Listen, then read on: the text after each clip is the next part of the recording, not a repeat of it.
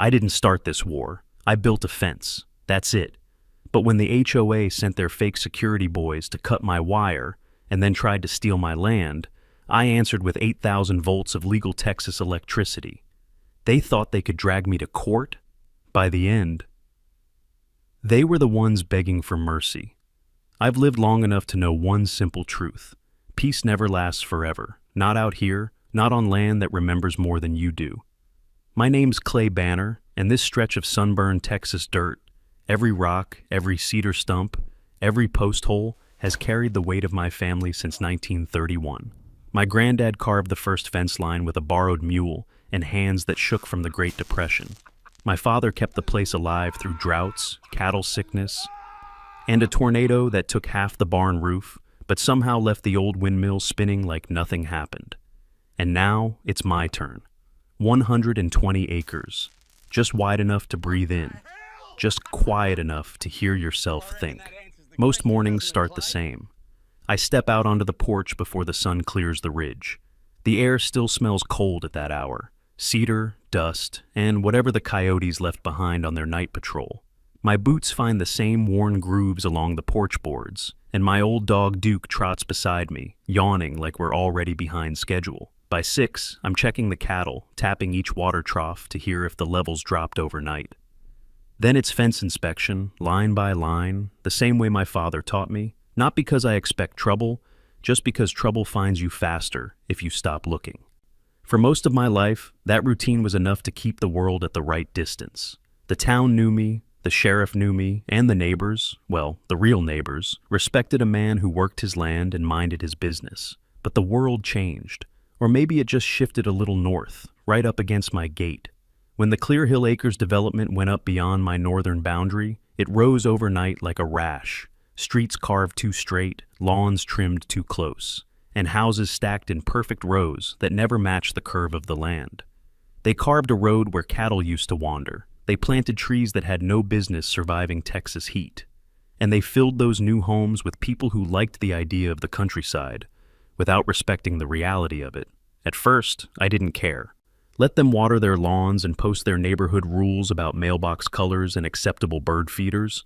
None of that had anything to do with me. My deed was older than their entire subdivision. My land was registered long before HOAs were a glimmer in some developer's eye. Still, something inside me tightened when I saw that road built so close to my fence line. It wasn't fear. It wasn't anger either. It was that old rancher's instinct, the feeling you get when a storm's coming, but the sky still looks clear. So, I decided to upgrade the northern fence. Not to provoke, not to posture, just to draw a clean, strong line between a world of clipped hedges and a world that answers to sun, soil, and sweat. I sank every post myself, treated cedar with steel core, straight as rifle barrels, ran the wire tight enough to hum when the wind shifted, mounted solar cameras every 50 feet, hung signs every 10, private property, no trespassing, video surveillance. If a man can't understand that message, then the problem isn't the sign. By the time I finished, I stood back and wiped dust off my hands. The sun was dropping low, turning the whole fence into a copper line stretching toward the horizon. I felt something settle in my chest then, a kind of quiet pride. But peace is fragile, and some folks can't stand seeing a line they didn't draw. It started small. A glance from a passing jogger, an SUV slowing down to stare longer than normal, a group of teenagers pointing at my cameras like they were props in a theme park. I ignored it. I kept to my land. I kept to my cattle. I kept to what was mine. Then one morning, I opened my mailbox and found an envelope so polished it looked like it was afraid of dirt, cream-colored, embossed seal. Addressed not to Clay, but to property owner, Northern Boundary Zone. No return address, just a name printed at the bottom. Bradley Sloan, President, Clear Hill Acres Homeowners Association. I didn't know him, didn't want to, didn't need to. I stood there on my porch, holding that envelope, the wind tugging at the corner like it had something to say. And for the first time, I felt that storm I'd sensed weeks earlier begin to gather, far off, quiet, but real. I opened the envelope, read the first line, and laughed out loud, a long, slow, disbelieving laugh. Because whatever war they thought they were starting, they had no idea who they were messing with. I remember standing there on the porch, The letter opened in my hands, Duke sitting at my boots like he was waiting for a verdict. The morning sun hadn't even burned off the haze yet, but my day was already heading downhill. The letter was written in a tone that tried real hard to sound official, that kind of polished language folks use when they want to boss you around without sounding like they're bossing you around. It said my newly installed fence was non-compliant with the established aesthetic standards of the Clear Hill Acres community. It went on to say I was required to remove unauthorized visual obstructions within 30 days to preserve neighborhood harmony. Neighborhood harmony. That one got a snort out of me. There are a lot of ways to describe my land. Rugged, dusty, sun-baked, stubborn, but harmonious ain't one of them. And it sure as hell wasn't part of their neighborhood. I finished my coffee, folded the letter in half, set it on the kitchen table, and went on with my day like it was a piece of junk mail. Because that's what it was, a mistake. Someone checked the wrong box on their clipboard and sent the wrong letter to the wrong man. But 2 weeks later, the second envelope showed up. This one wasn't polite. It wasn't even pretending. Bigger envelope, heavier paper, same glossy HOA seal stamped on the front like they were trying to make it look like a government document. I brought it inside, sat down at the table, and slid a pocket knife under the flap. Duke wandered over and laid his head on my knee like he could smell trouble coming before I even finished reading. Inside was a formal notice of continued violation, a whole packet of printed pages, paragraphs written like someone had swallowed a legal dictionary. It said my failure to respond constituted non-compliance. It said I was creating a public safety concern. It said the HOA was prepared to escalate matters. And tucked in the back, a small blurry satellite map with a thick red outline drawn around the northern edge of my property, as if it belonged to them. That part didn't make me laugh. I stared at that red line, then out of the window toward the ridge, and a slow warmth crept up the back of my neck. Not anger, not yet. Just that rancher's sense again, the one that tells you something ain't right. So I wrote back, not on some fancy stationery, not on printer paper, on a page torn out of a lined notebook, the kind kids use in middle school. I wrote in all caps, partly to annoy them, partly because it felt right. I told them my land wasn't part of Clear Hill Acres, never had been, never would be. I attached a photocopy of my deed, my parcel registration, and the historic boundary map that's been on file longer than every person in that HOA's lifetime combined. Then I signed the bottom. Clay Banner owner, independent as hell, God bless Texas. I folded it, slid it into a plain white envelope, and mailed it off. And for a week or two, things got quiet again. The kind of quiet that makes you think maybe, just maybe, common sense has prevailed.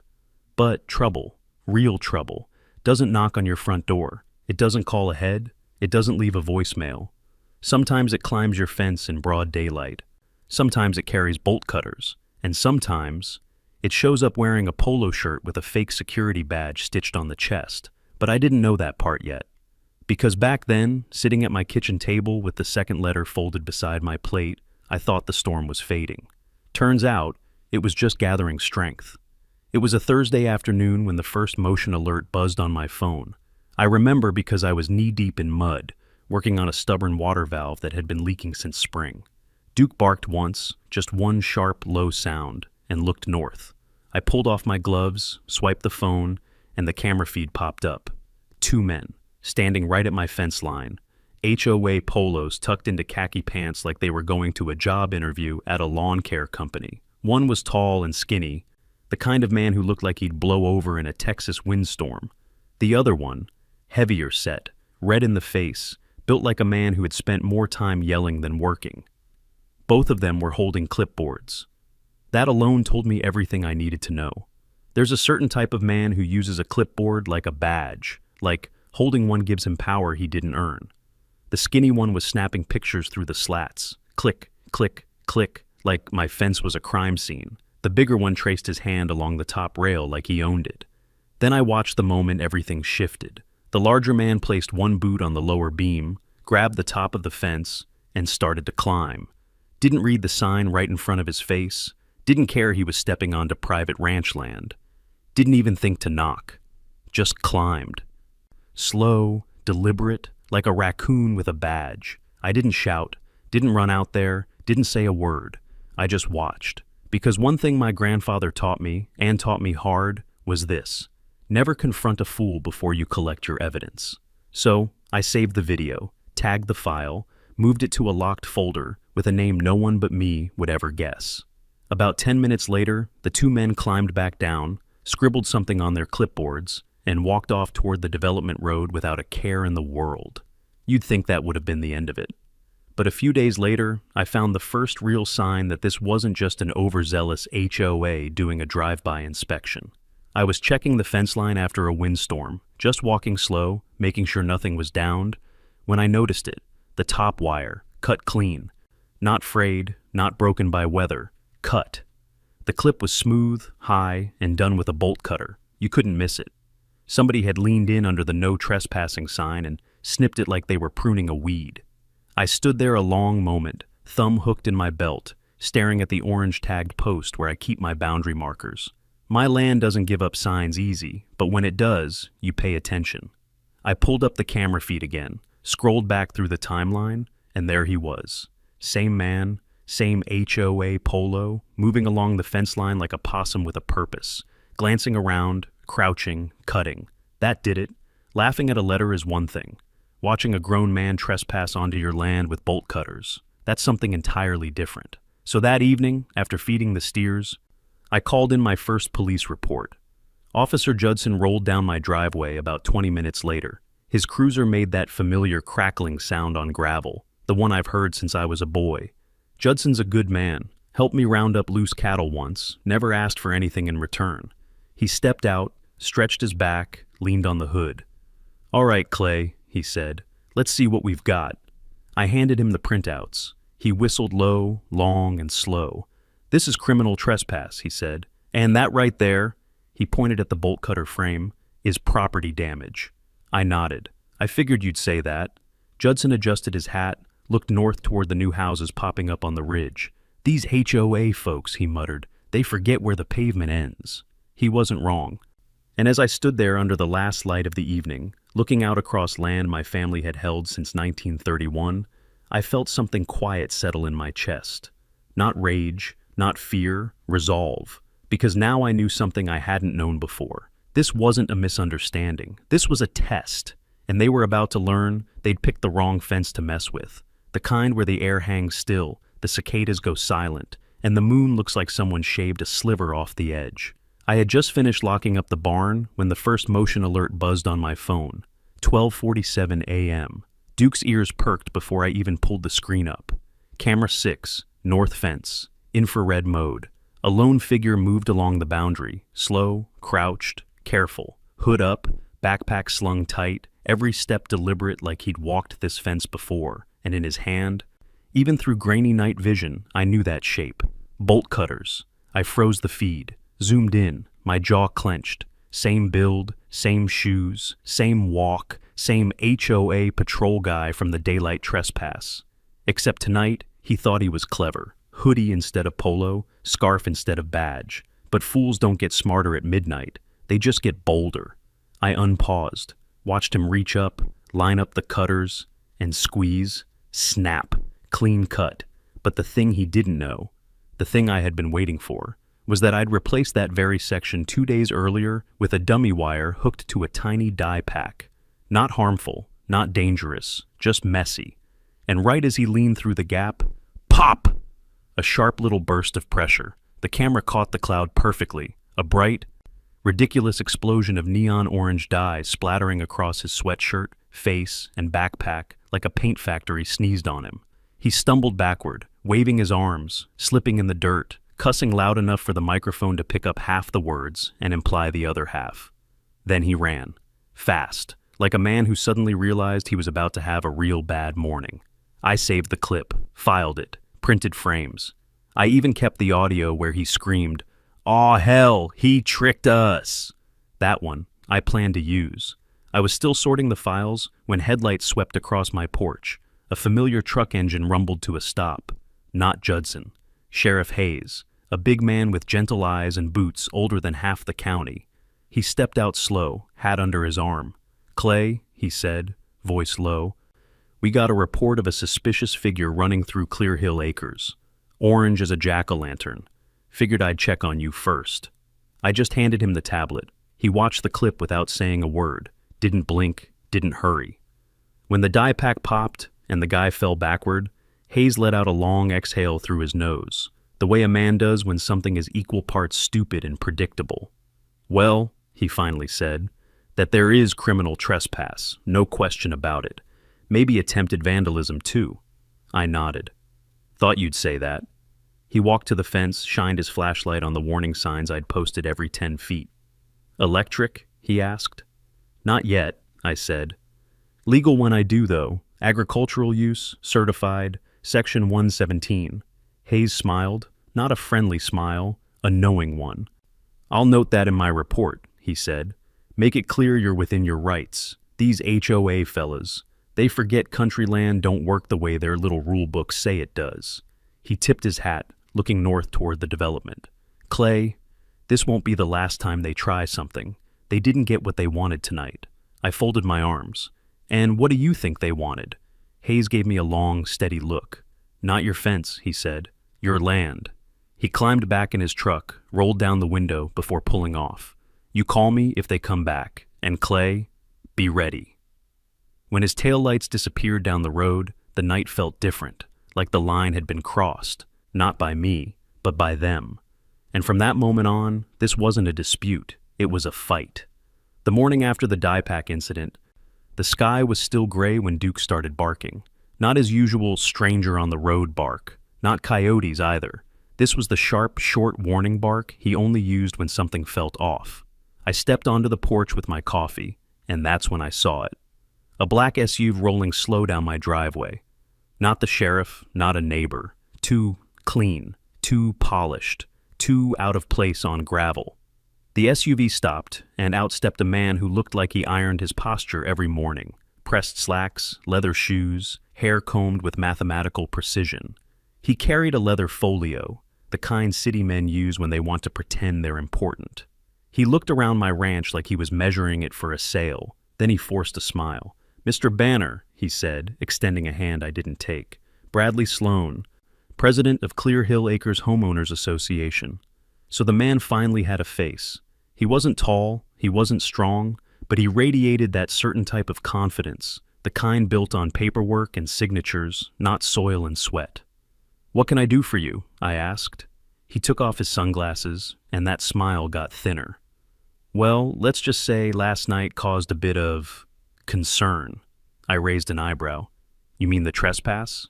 He waved a hand like swatting a fly. A misunderstanding. That told me everything I needed to know. He didn't come here to talk about the crime. He came because someone came home stained orange and crying. Anyway, he continued, I'm here to propose something mutually beneficial. Mutually beneficial. That phrase should come printed on a red flag. I kept a straight face, but inside, I was already reaching for the small digital recorder in my shirt pocket. Old habit from my military days. Old friend taught me, never walk into negotiations without proof of what was said. I clicked the recorder on with my thumb. Go on, I said. Bradley cleared his throat, clasped his hands together like he practiced this in front of a mirror. Look, Clay. May I call you Clay? No. Right. Mr. Banner. The folks in Clear Hill Acres, well, they weren't expecting a tall wooden fence right next to their property line. Not their property line, I corrected. It's mine. He chuckled politely, ignoring that. So, here's what I'm thinking. What if, just hear me out, we take this burden off your hands, the northern strip, maybe 30, 40 feet of it. We could purchase it at a very fair price. Gives you less to maintain. Gives us room to improve the neighborhood buffer. I took a slow sip of coffee. How much? I asked, keeping my tone flat. He brightened like a salesman who thinks he's about to close a deal. We could offer $50,000, straight cash buyout, quick, clean, tax beneficial. I nodded slowly. And what happens if I say no? His eyes narrowed just a hair, just enough to betray the mask. Well, then the association might have to continue filing safety claims, fence violations, environmental concerns. You know how these things can drag out. There it was, the quiet part spoken just loud enough for a recorder to hear. I looked him dead in the eye. You threatening me, Bradley? He forced a laugh. Oh, no, nothing like that. Just offering solutions. You see, when things get difficult, sometimes it's better to resolve matters privately. No need for lawyers, no need for escalation. I let the silence stretch, long, heavy. Then I stepped closer, just one boot length. You came onto my land, tried to buy what isn't for sale, and tried to scare me into it with fake safety complaints. He swallowed. I wouldn't put it that way. I would. He cleared his throat again, suddenly losing that perfect posture. Well, the offer stands. But I do hope you will consider working with us. It'd be a shame if a simple fence caused ongoing complications. I smiled at him, a slow, deliberate smile I learned from my grandfather, the kind that isn't friendly at all. Bradley, I said quietly, you should head on back to your development. He blinked. Is that a no? It's a get off my land. His jaw tightened. He put his sunglasses back on, walked stiffly to his SUV, and drove off without another word. I stood there until the dust settled. Then I pulled the recorder from my pocket, stopped the recording, and slipped it into my jacket. That audio was going to matter, a lot more than he realized, and for the first time, I knew this wasn't about fences, wasn't about aesthetics, wasn't even about the HOA. This was about land, my land, and Bradley Sloan had just declared himself my enemy. I didn't sleep much that night, not because of fear. Fear left my body the same year I shipped out with the army, but because of anger, the slow, quiet kind that settles behind your ribs and waits. By sunrise, I knew exactly what I needed to do. See, when somebody tries to rewrite your boundaries, literally redraws your land on a map like a third grader with a red crayon, you don't argue with them. You go to the people who keep the real maps. So I fed the steers, grabbed my paperwork folder, whistled Duke into the truck bed, and headed into town. The county building sits on the corner of a dusty lot behind the post office, same spot it's been since the 1950s. Brick faded by sun, gutters sagging, flag flapping slow in the morning wind. Inside, behind the front counter, sat Roberta. Same Roberta who had been working there since I was a boy. Same woman whose granddad shoed my granddad's horses. The kind of Texan who knows the county better than any GPS ever will. She looked up from her desk, smiled without standing. Well now, if it ain't Clay Banner, trouble following you, or are you following it? I set the stack of HOA letters on the counter. Bit of both, I said. She adjusted her glasses, flipped through the envelopes, then nodded like she'd already guessed the ending. I've been hearing about those Clear Hill folks. They're enthusiastic. That's one word, I muttered. All right, she said, pushing her chair back and wheeling to the old computer. Let's pull your parcel up. Click, click, a long beep from the ancient scanner. Then the big county map popped up. Green, tan, white patches, all outlined in thin black lines like a quilt. Roberta tapped one corner with her pencil. Here's your land, just like it's been since 1931. And the HOA? She zoomed out, scrolled north, then pointed to a faded dotted outline. Here, Clear Hill Acres stops right at this line. That looks a long way south of my fence. 43 feet, she confirmed. 43 feet of land they'll never touch unless you gift wrap it. I felt something loosen in my chest. Not relief, just confirmation of what I already knew. Roberta turned to me, eyebrows raised. You want a printout? 2 copies, I said. One for me, one for someone who needs to read it slow. Oh, honey, she chuckled. I'll laminate it. 5 minutes later, she handed me 2 large laminated parcel maps, clear as day, stamped, certified, undeniable. Clay, she said more quietly as I folded them, these HOA types don't understand land. They understand paperwork. And this, sir, she tapped the map, is the paperwork that ends arguments. I thanked her, loaded Duke back into the truck, and drove straight home. Before lunch, I mailed 1 laminated copy to Bradley Sloan's office. No fancy letter, no message, just a bright orange sticky note slapped on the front. Stop trespassing. You're out of your jurisdiction. I walked back to the house, poured myself a cup of coffee, and stood on the porch, watching dust blow across the pasture. That was the moment the shift happened. Up until then, I'd been reacting. But with that map in my hand, with county-certified proof stronger than any HOA covenant, I felt the ground settle under me again. They'd been trying to fight me with fake authority. Now, I had the real thing. And when men like Bradley lose the paperwork battle, they don't calm down. They escalate. I knew the storm wasn't over, but now I finally had lightning on my side. With the laminated map sent off and the county now standing squarely behind me, I knew one thing for certain. The paperwork phase was over. The next part wasn't going to be written with ink. So that afternoon, I hitched the trailer, loaded Duke in the truck bed, and drove into town to buy every grounded state-certified part I needed for a legal Texas agricultural electric fence. Old Walt at the counter squinted at my cart, full of insulators, grounding rods, a solar energizer, and a pile of yellow warning signs as tall as a hay bale. "You going electric now, Clay?" Seems I've got neighbors who don't understand curly wire and polite signage. He nodded without asking more. Old ranchers know when not to pry. Back on my land, I walked the northern boundary slow. The air was warm, wind carrying that faint cedar scent that always reminds me of my grandfather's shed. Old tools, old wisdom, still useful. I reinforced the posts first, checked the line tension, drove the grounding rods deep into the soil, mounted the solar energizer on the post I'd set months earlier for this very reason. Then came the wire, high tensile steel core, stretched until it sang a thin, metallic note in the breeze.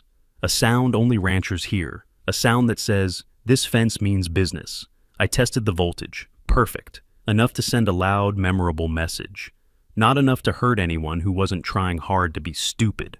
By sundown, I stapled the final warning sign. Electric fence, agricultural use. Do not touch every 10 feet. Reflective paint, no excuses. When I flipped the energizer on, the low hum traveled the length of the line like an invisible echo. Duke tilted his head at it, then plopped down in the grass. Approval, ranch dog style. For the first time in weeks, I felt settled. Not done, not safe, but anchored. And right on cue, the storm came knocking. The next morning, while fixing an irrigation elbow, my tablet buzzed with a motion alert. Camera 2, northwest corner. I wiped my hands, tapped the screen, and there they were. The same two HOA security boys from the trespass weeks earlier, matching sky blue polos, matching sunglasses even though the sun hadn't fully come up, matching overconfidence. They strutted up to my fence like deputies from a discount catalog. The skinny one leaned toward a knothole, squinting through like he expected to catch me burying gold in the pasture. The heavier one placed a full palm on the top rail, and then, zap! A crisp, beautiful crack split the quiet morning air. The man's body jolted like he'd accidentally hugged a hornet nest. His hat flew off. His clipboard followed. He made a sound no grown man should ever make in public. Something between a yelp and a high-note whistle. His buddy froze solid, eyes wide, mouth open. Then he dropped his phone in the dirt and scrambled backward like a man who just learned the stove really is hot despite all the labels. I replayed the moment twice. Not out of spite, but because it was proof. Proof they'd trespassed. Proof the fence worked. Proof they weren't done with me. And I wasn't done with them. I saved the clip, backed it up to 3 drives, printed still frames just in case. While the electric hum drifted along the fence line, Duke sat beside me, tail flicking, almost like he was amused. "He ain't the last one, boy," I said. Duke huffed like he already knew. Because here's the truth about bullies dressed in HOA polos. They don't quit when they're wrong. They double down. So I stood there at the edge of my land, arms crossed, the sun creeping up over the cedar ridge, and I felt the next phase rolling toward me like a dust cloud on a summer road. They were going to come complain. They were going to come angry, and they were going to bring company. But what I didn't know, not yet, was that tomorrow morning, when they showed up, they wouldn't be alone. A news crew would be right behind them, and that was the day everything went public. The good thing about living out here is you can hear trouble long before it lands on your porch. That next morning, I heard it before Duke even lifted his head. Gravel pulping under stiff tires, a little too fast, a little too angry. I stepped out onto the porch with my coffee mug still warm in my hand, and sure enough, a gleaming black SUV rolled up my driveway like it owned the place. Bradley, pressed khaki pants, polished loafers not meant for dirt. A smile that didn't reach his eyes. The man stepped out holding a manila folder like it was a sheriff's badge. He didn't even look at the scenery, the open pasture, the quiet wind, the long horizon. Folks like him never do. They're too busy looking at whatever they want to take. He marched straight toward my porch. "Mr. Banner," he called, adjusting his sunglasses. We need to discuss an urgent violation. I took a slow sip of coffee. Didn't rush, didn't blink. Morning to you too, Bradley. He pretended not to hear. That's something HOA people are good at, hearing only themselves. I received reports, he tapped the folder, that you've installed an illegal electrified barrier on a community-adjacent boundary. This violates safety codes, public access expectations, and Section 4A of Ridgeview Community Guidelines regarding shared aesthetics. I snorted. It's my land, Bradley, not your community, and that fence is 100% legal. Sheriff Hayes signed off on it himself. Bradley pulled off his sunglasses like that was supposed to intimidate me. Clay, listen to me carefully. I'm giving you a chance to avoid a substantial fine and potential escalation to civil court. Remove the fence. Today. I set my coffee cup on the railing, making the faintest tap against the wood. And if I don't? I asked. Bradley straightened his spine. Then the board will pursue formal action. And trust me, there will be consequences. I smiled. Not big, just enough to make him uncomfortable. You already sent 2 of your security boys to cut it, I said. One of them squealed like a hog when the line bit him. You ought to teach him to read signs. Bradley's face twitched, just a hair. He hadn't expected me to know. He definitely didn't expect me to have proof. He opened his mouth to counter when the sound hit us both. Tires on gravel, fast, not angry this time, hungry. A white van rounded the bend, slid to a stop, and 2 people hopped out with cameras, microphones, and that wired-up excitement only news crews get when they smell a good story. Channel 5, Action News, Bradley's worst nightmare. The reporter, a woman in her 40s with confident strides, approached with her mic raised. Mr. Banner? We received a tip that the HOA attempted to remove legally installed agricultural fencing on private property. Are you willing to comment? Bradley spun toward her, panic spreading under his skin like a rash. This is private business, he snapped. You can't be here. You're trespassing on... It's Clay's land, I cut in calmly. He invited no one. Y'all drove onto my property without permission, but they, I nodded toward the news crew, they're on the public turnaround right behind the cedar line. Perfectly legal. Bradley's jaw clenched hard. The reporter turned to him. Sir, are you with the Ridgeview HOA? I serve as president, he said stiffly. Did your officers attempt to breach Mr. Banner's fence yesterday morning? That is a gross mischaracterization. Because, she interrupted, we were sent a video showing 2 Ridgeview security personnel approaching the boundary, one appearing to touch the wire despite visible warning signs. We understand the fence complies with Texas Agricultural Code. Bradley blinked, visibly sweating now. Access to community space must remain uniform. There is no community space on my land, I said softly. The reporter looked between us, sensing the tension rising like heat off asphalt. Mr. Bradley, can you explain why your HOA believes it has authority over acreage the county lists as privately deeded to Clay Banner? And can you confirm reports that you approached him with an unsolicited offer to purchase a strip of his northern property last week? Bradley stuttered. He misinterpreted. And right there, that stutter, that crack, was when the camera zoomed in. I didn't say a word. Didn't have to. The news crew circled him like curious hawks, peppering him with follow-ups, each sharper than the last. Bradley tried to talk over them, tried to wave the folder in the air, tried to drown in excuses faster than he could make them. But once a man starts melting on camera, there ain't no stopping the puddle. Eventually he stormed back to his SUV. No victory speech, no threat, no dignity. The director inside the van whispered, "Got it, every second." Before they left, the reporter turned to me. Mr. Banner, we may follow up. If this escalates, the community will want transparency. I tipped my hat. Ma'am, I've got nothing to hide. Duke barked once, as if agreeing. The van rolled away, the dust settled, and I knew right then, this was no longer Clay versus the HOA. This was public. This was pressure. This was the shot heard around the whole county. But what I didn't know, not yet, was that Bradley wouldn't take humiliation lying down. Tomorrow, he'd come back with something far worse than cameras. He'd come back with the lawyers. I spent the next morning doing something most folks never associate with ranch work, building a legal war chest. Not guns, not barbed wire, not voltage, paperwork. The kind of paperwork that sinks ships. I laid everything out across my dining table, the one my grandfather built from reclaimed barn timber back in '62. The sunlight coming in from the kitchen window hit each folder just right. HOA letters, the laminated county map Roberta printed, photos of the cut fence, time-stamped screenshots from my camera system, and that beautiful orange dye splatter photo from the nightcrawler who thought he was invisible. I started sorting them into piles like ammunition. Exhibits, reports, evidence, timeline.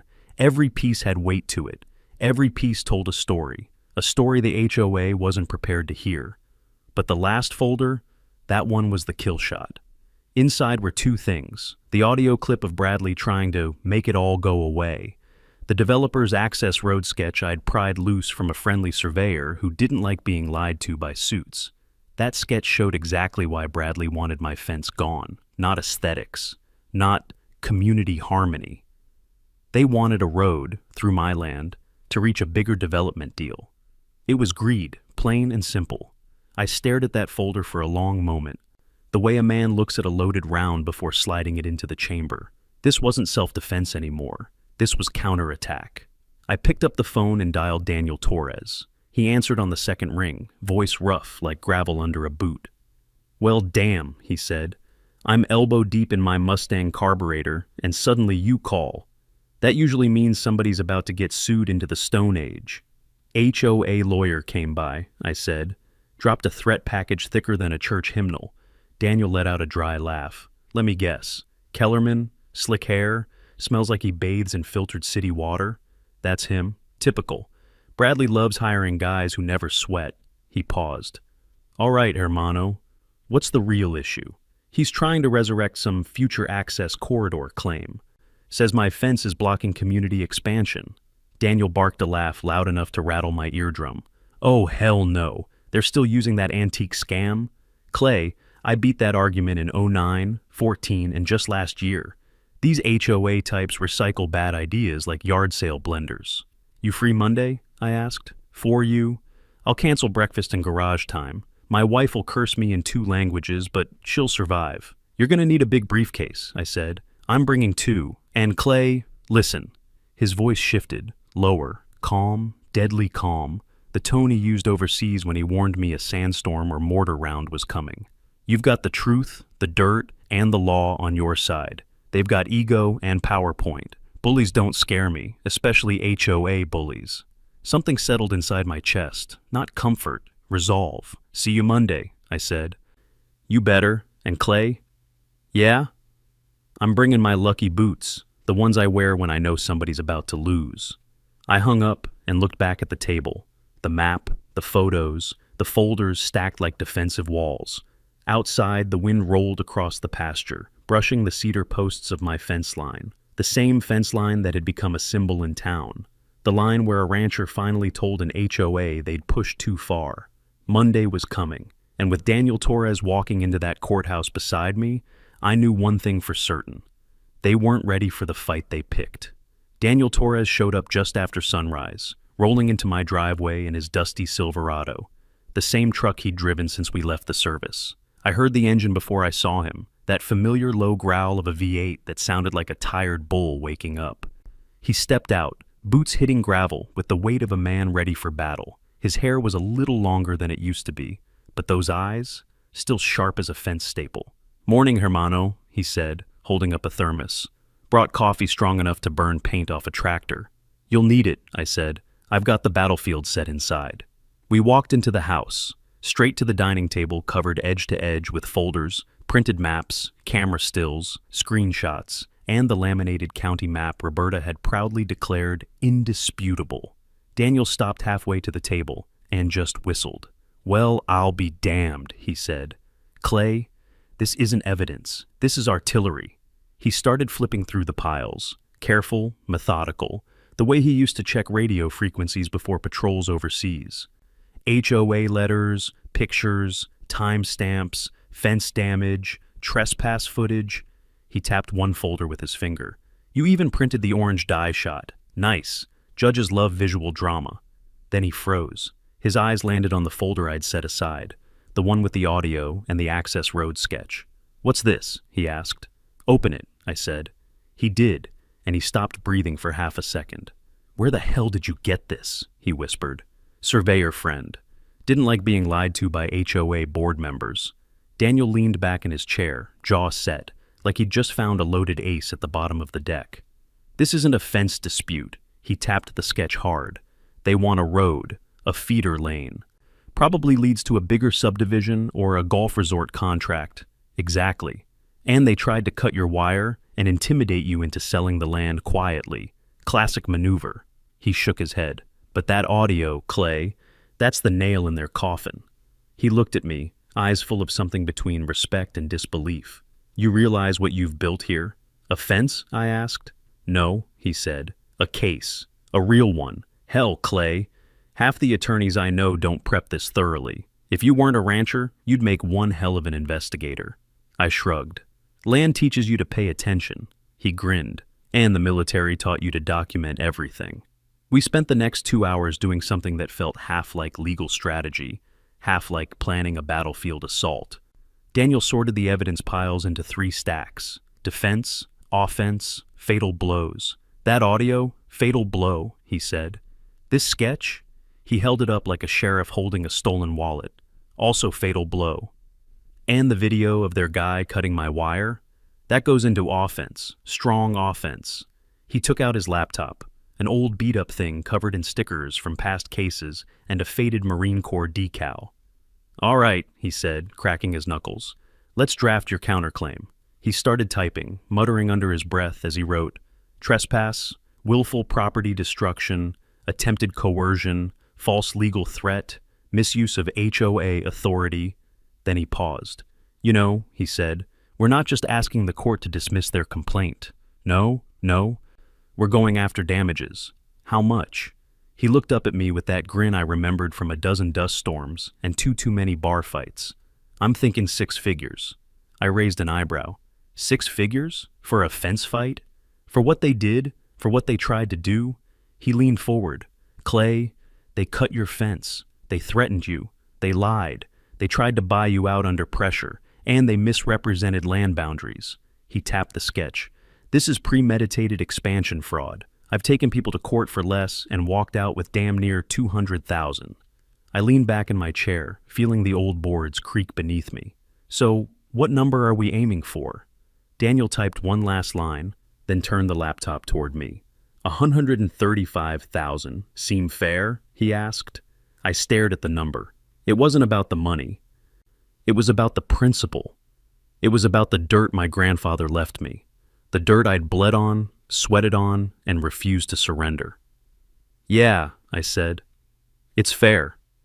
Daniel closed the laptop and snapped it shut like sealing a verdict. "We'll file this in the morning," he said. "And Clay?" "Yeah?" "Once this hits their inbox, they're gonna panic. They'll try something stupid. They always do." I nodded. "Let 'em try." He smiled. "Slow and dangerous. That's why I brought my lucky boots." The Travis County Courthouse had that familiar smell: lemon floor wax, old paper, and air so dry it felt like it had opinions of its own. I hadn't been here in years. Last time, I was testifying for a neighbor whose cattle had been rustled. This time, I wasn't a witness. I was the defendant, at least on paper. Daniel and I walked through the double doors like 2 men stepping onto a battlefield we'd already memorized. We weren't nervous, just ready. The place was packed. Clear Hill Acres residents filled the first 2 rows, stiff-backed and whispering like someone had stirred up a henhouse. Their safety team officer, the same guy who had hugged my electric fence like it was an old friend, sat up front wearing his vest, chin tucked, looking like he expected applause. On my side, a handful of ranchers, people I didn't know. They nodded at me the way country folks do when one of their own gets dragged into a fight he didn't start. Judge Evelyn Hart entered. Small, sharp-eyed, and with the kind of presence that could hush cattle. The room went still. "Clear Hill Acres Homeowners Association versus Mr. Clayton Banner," she announced. The HOA attorney, Kellerman, slick hair, cologne thick enough to stun a mule, stood first. "Your Honor, we are here because Mr. Banner erected a hazardous electrified barrier that violates community safety standards and endangers." Daniel stood up smooth as a sunrise. "Your Honor, if I may, we'd like to present our evidence in a logical sequence to avoid confusion." The The judge nodded. Proceed. Daniel reached for the laminated county parcel map, the one Roberta had proudly printed and sealed, like it belonged in the Smithsonian. He placed it onto the screen. This is the official county map, he said. It shows Mr. Banner's property line clearly. It also shows the HOA boundary line, which stops 43 feet south of his fence. The judge narrowed her eyes. So the HOA has no legal jurisdiction over his land. Correct, Your Honor. Kellerman tried to stand, but the judge cut him off with a single raised hand. Do you contest the accuracy of the county's own records? He swallowed hard. We believe there may be no discrepancies exist here. Her voice cracked like a whip. The map is clear. A soft wave of murmuring rolled through the courtroom. The foundation was laid. Daniel clicked a remote. The lights dimmed slightly. He played the night vision footage of the HOA patrolman, the same fellow now sitting in the front row, creeping along my fence, bolt cutters in hand, snipping the top wire before squeezing through like a possum with a mission. When the clip of him getting zapped earlier played, the same officer slid so far down his seat he nearly disappeared under the bench. Someone behind me snorted, trying not to laugh. Daniel let the silence hang long enough to sting. This, he said calmly, is not an inspection nor a compliance check. This is trespassing and property destruction. The judge stared at the security man until he looked ready to melt. Mr. Kellerman, she said, is that your client's employee? He shifted in place. Yes, Your Honor. It only got worse for him. Daniel pulled out his phone, connected it to the speaker, and pressed play. Bradley's voice filled the room. We can make this all go away. A developer could purchase the northern strip. You walk away richer, we keep the peace. Then my voice. You trying to buy me out? Bradley again. Just offering options. No court, no drama. A woman in the HOA row gasped. Another whispered, Bradley, what did you do? Judge Hart leaned forward. Mr. Sloan, were you attempting to negotiate a land acquisition while simultaneously preparing to litigate the property owner? Bradley opened his mouth, but nothing came out. The judge looked like she wanted to hit him with the gavel itself. Daniel wasn't finished. He lifted the last folder, the one I'd gotten from the surveyor friend, and opened it with the care of a man unveiling a coffin lid. This, he said, placing the developer sketch on the screen, is the real motive. The courtroom leaned forward. The sketch was simple but damning. A feeder road cutting clean through my northern pasture, running straight into a planned expansion zone. And then Daniel pointed at the bottom corner. Your Honor, note the date on this blueprint. March 12th. He paused. That is 2 months before Mr. Banner received his first violation letter. A wave of realization swept across the room. They didn't discover a violation, Daniel said. They manufactured one to clear the path for this expansion. Judge Hart stared at the blueprint like it had personally insulted her mother. She removed her glasses slowly, folded them, and set them down. That, she said, is premeditated misuse of authority. Then she looked straight at Bradley. In Texas, Mr. Sloan, we do not steal land with paper any more than we do with wire fences. You are fortunate Mr. Banner only used electricity. A few ranchers behind me murmured in agreement. One even let out a quiet, Amen. The courtroom held its breath as Judge Hart lifted her verdict. Mr. Banner, she said, your fence is fully legal under the Texas Farm and Ranch Land Protection Act. Your land lies outside the HOA's jurisdiction. You are awarded $135,000 in damages, including legal fees, repairs, and emotional distress.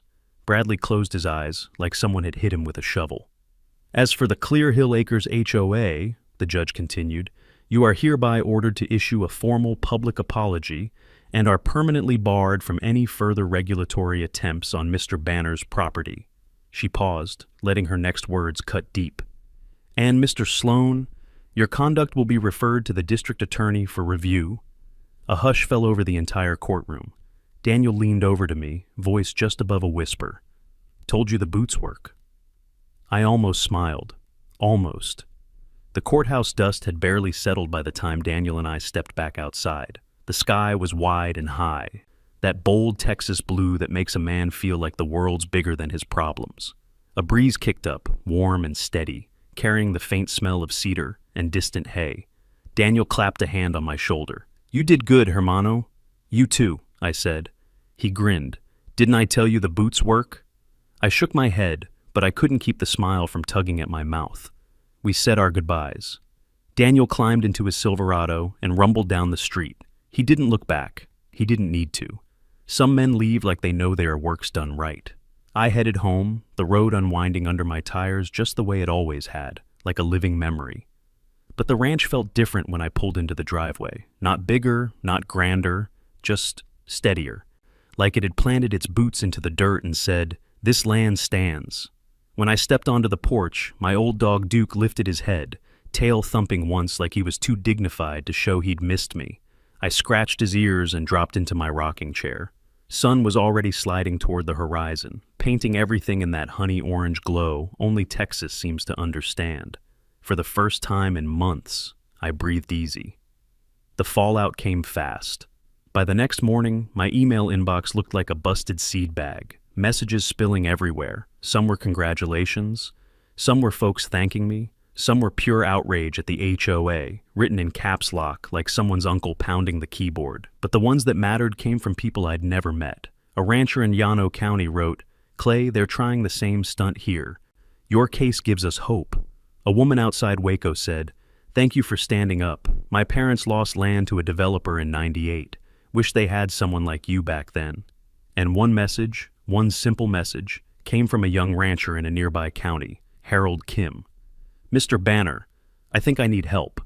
I called him. Turned out Harold's situation looked a whole lot like mine before things got loud. A new development creeping in, HOA stretching its wings, threatening letters, boundary confusion, quiet intimidation. So I invited him over. He arrived that Saturday. Skinny kid, maybe 26, hat too big for him, boots too new. But his hands had the look of someone who worked the land, blisters and grit in the knuckles. We walked to the north pasture as the evening sun laid down that golden blanket over everything. Duke trotted alongside us like he was supervising. Harold studied the fence line, the cedar posts sunk deep, the reflective electric warning signs catching the light. He took it all in without saying a word. Finally he asked, "Did it scare you when they first came after you?" I thought about it. Not long. "No," I said, "but I didn't like it." "Why not?" "Because it wasn't a fair fight. They had paper, meetings, committees, folks who never touched dirt telling me what my land should be. That's the part that rubs raw." He nodded slowly. "So, what did you do?" I tapped the fence post.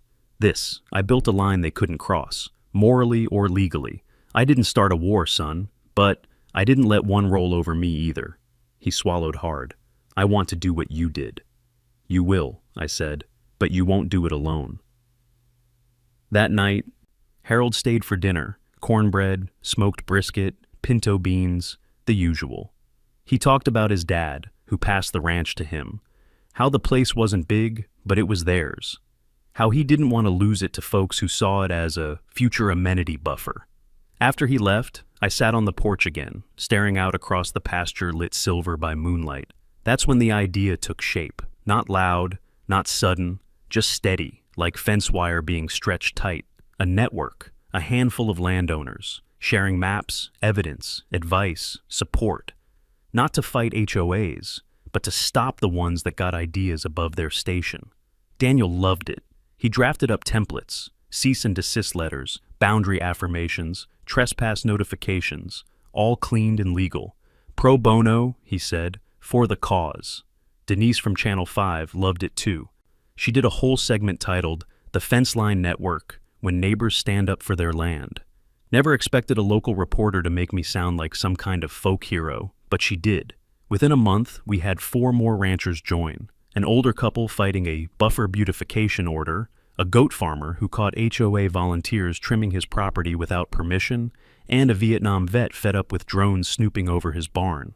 We met once a week, sometimes here, sometimes elsewhere, drank coffee, swapped stories, and passed around maps like battle plans. And slowly, something changed. Not the land, not the law, but the way folks saw themselves, less alone, more rooted. We called it the Fence Line Network, and the name stuck. As for Clear Hill Acres, they folded faster than wet cardboard. The apology they tried posting at 2 a.m. didn't satisfy anyone, especially not Denise. She aired a follow-up asking why An HOA with nothing to hide posted its apology while the rest of the state was asleep. Bradley Sloan resigned before a vote could eject him. Word traveled that no developer in Austin wanted to hire him again. Something about being the guy who lost to a rancher with a solar-powered zap fence. That's a reputation you don't shake off. About 6 weeks after the trial, I was walking my fence line at sunrise, the cold, crisp kind of morning that stings your lungs just enough to wake you up, when I saw a man and his little boy standing by the fence. The boy couldn't be more than 6, juice box in hand, eyes wide like he was meeting a legend.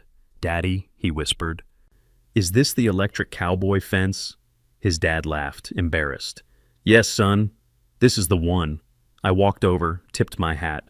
"Don't worry," I said. "It's off for now." The boy squinted up at me. "Sir, did you really zap a whole neighborhood?" I chuckled. "No, son. I just reminded them where their neighborhood ends." The boy stared at me like I'd told him a secret of the universe. His dad nodded respectfully. "We appreciate what you did. Folks around here needed to see someone stand their ground." We shook hands. They walked off, the boy still chattering about electricity and cowboys and fences that made the news. I stood there a moment longer, watching the sunrise climb over the hills, lighting the land my grandfather had left me, the land I had fought for, the land that would stay Bannerland long after I was gone. The fence hummed faintly in the morning breeze, steady as a heartbeat. It wasn't just wire and voltage anymore, it was a promise, a line drawn in Texas dirt, and a reminder, to anyone who forgot, that some land isn't for sale, isn't for taking, and sure as hell isn't for an HOA to claim. Not now, not ever.